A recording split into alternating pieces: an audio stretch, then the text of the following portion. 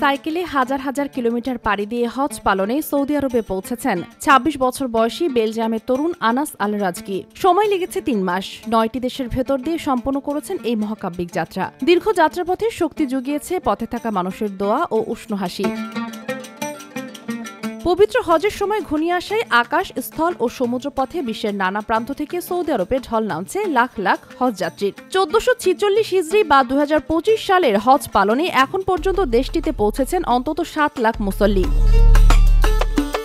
হজ করতে যাওয়া বিশ্ব মুসলিম উম্মার সহায়তায় মক্কার গ্র্যান্ড মসজিদে স্থাপন করা হয়েছে কৃত্রিম বুদ্ধিমত্তা সম্পন্ন বিশেষ রোবট। এটি হজ সংক্রান্ত ধর্মীয় নানা প্রশ্নের উত্তরের জন্য একটি রেফারেন্স পয়েন্ট হিসাবে কাজ করবে। এমনকি প্রয়োজনে মুফতিদের সাথে সরাসরি ভিডিও কলে যুক্ত হওয়া যাবে। হজযাত্রীদের স্বাস্থ্য সুরক্ষা নিশ্চিত করতে চালু হয়েছে বহুভাষিক স্বাস্থ্য সচেতনতা কিট, যার মাধ্যমে তাপ সম্পর্কিত অসুস্থতা প্রতিরোধে পরামর্শ পাওয়া যাচ্ছে। বিশ্বের ৮টি ভাষায় স্বাস্থ্য নির্দেশিকা দিচ্ছে এই কিট। এছাড়াও এবার হজের খুতবা অনুবাদ করা হবে বাংলাসহ ২০ ভাষায়। হজ মৌসুমে পানি পরিষেবা নিশ্চিতে $১০৬ মিলিয়ন খরচ করেছে দেশটির ন্যাশনাল ওয়াটার কোম্পানি।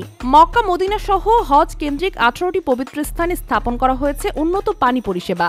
নিরবিচ্ছিন্ন পানি সেবা নিশ্চিত থাকছে ১২০০ এর বেশি কর্মী।